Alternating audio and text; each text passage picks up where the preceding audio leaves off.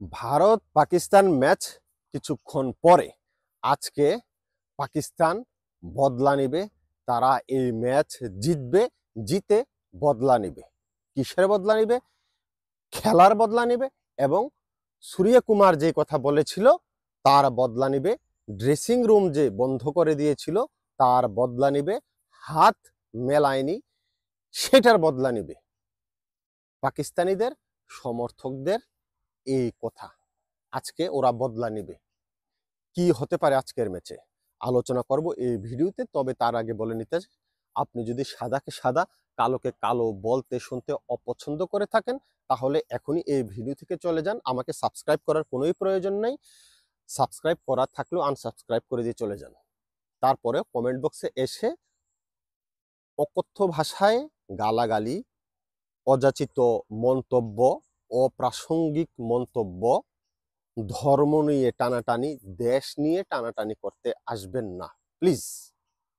সাদাকে সাদা কালোকে কালো বলিব, সাদাকে কালো কালোকে সাদা বলিতে পারিব না, আর আইসক্রিম ব্যতীত কারো পা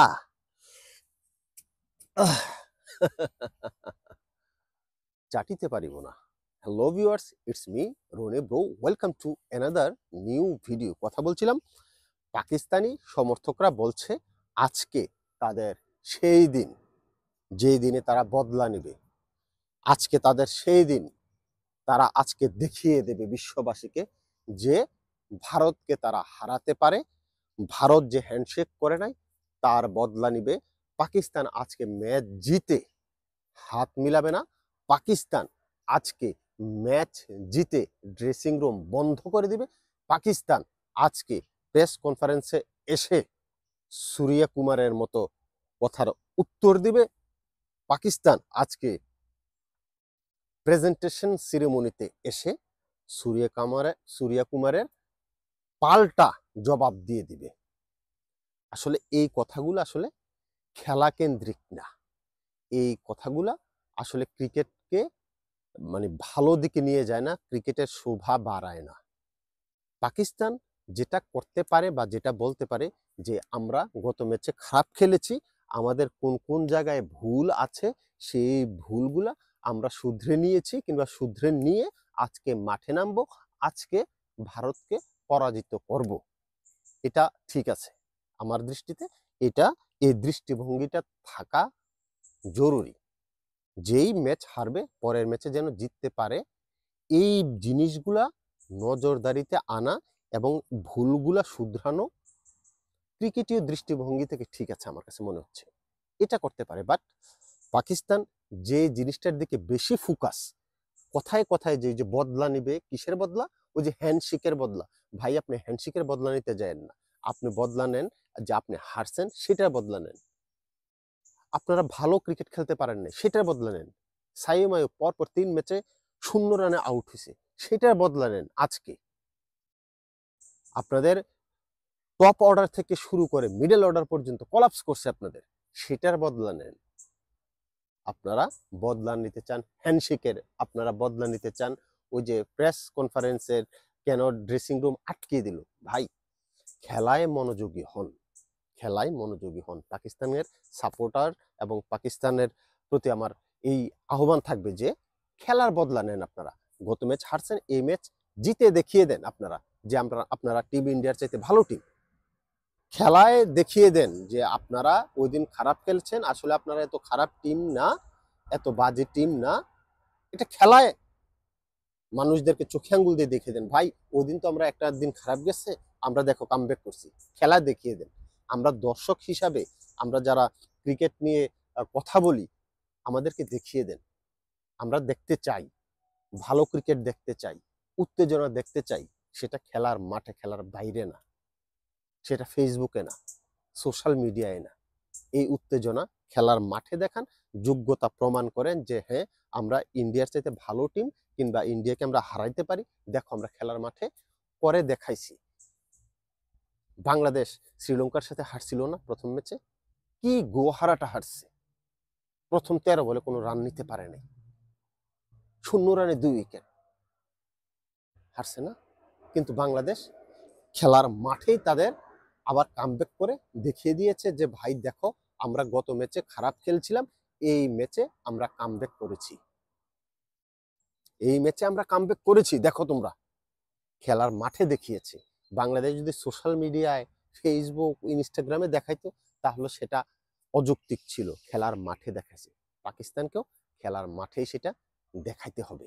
সেটাকে পারবে, এটা খেলার সময় বোঝা যাবে কতটুকু পারে কতটুকু না পারে। এখন আসি খেলার আগে যে ভারত পাকিস্তানের এই একাদশে যারা থাকবে তারা আসলে কতটুকু এগিয়ে, কার চেয়ে কে এগিয়ে, কার চেয়ে কে শক্তিশালী। টপ অর্ডার দিয়ে শুরু করি। পাকিস্তানের টপ অর্ডারে আছে সাহিবজাদা ফারহান, সাইম আইয়ুব।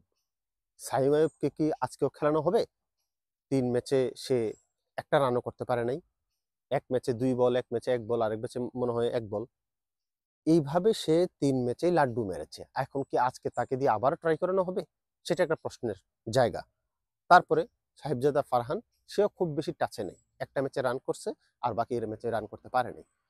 তারপরে আসেন আপনার ফাখর জামান। ফাখর জামান তার নামের প্রতি সুবিচার কি করতে পেরেছে? যতগুলো ম্যাচ খেলেছে সুবিচার কিন্তু করতে পারেনি। পাকিস্তানের টপ অর্ডার এই জায়গাটায় ব্যর্থ। হারিসকে আগে নামানো হয়েছিল এর আগের ম্যাচে দেখিয়ে দেওয়ার জন্য, একটা ভালো রানও করেছিল। আজকে কি করতে পারবে? এটু একটা দেখার বিষয়। এখন আসেন টিম ইন্ডিয়ার টপ অর্ডার নিয়ে। টিম ইন্ডিয়ার টপ অর্ডার অভিষেক শর্মা, শুভমান গিল। শুভমন গিল কিন্তু টাচে নাই। শুভমন গিল তার নিজের যে ফর্ম, নিজের যে ক্যালিবার সেটা কিন্তু শো করতে পারছে না। আজকে কি পারবে? সেটাও একটা দেখার বিষয়। অভিষেক শর্মা শুরু থেকে আক্রমণাত্মক, একেবারে প্রথম বল থেকে। অভিষেক শর্মা যখনই আপনার স্ট্রাইক প্রান্তে যায় তখনই বোঝা যায়, মানে আজই করা যায় যে এই বলে হয়তো 4 মারবে নয় 6 মারবে। প্রতি বলে তার মারার যে টেন্ডেন্সি, ইন্টেন্ট, সেটা আমাকে মুগ্ধ করে যে টি-20 সুলভ এমনই হওয়া উচিত। এখন সে কি আজকেও এটা ধরে রাখবে?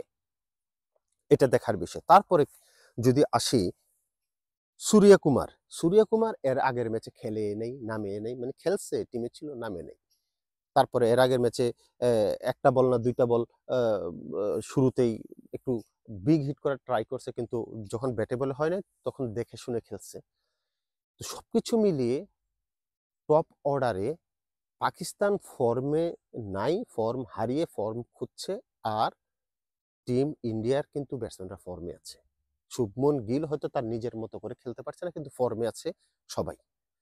তিলক ভার্মা ফর্মে আছে, শিবাম দুবে ফর্মে আছে, সবাই ফর্মে আছে। কিন্তু তাদের মানে দেখিয়ে দেওয়ার কিছু নেই, তারা জাস্ট যাবে, পারফর্ম করবে।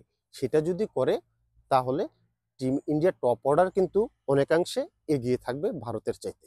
মিডল অর্ডারের কথা যদি বলি, আমি তিলক ভার্মা ধরে বলি, তারপর হার্দিক পান্ডিয়া, অক্ষর প্যাটেল, তাদের কথা যদি বলি, শিবম দুবে তাদের কথা বলি, সবাই মোটামুটি ফর্মে আছে। ওই দিন ব্যাড লাক যে হার্দিক পান্ডিয়া রান আউট হয়ে গেছে, এটা হতে পারে, কিন্তু হার্দিক পান্ডিয়ার ক্যাপাসিটি সম্পর্কে সবার মোটামুটি ধারণা আছে, সে ভালো প্লেয়ার নিঃসন্দেহে।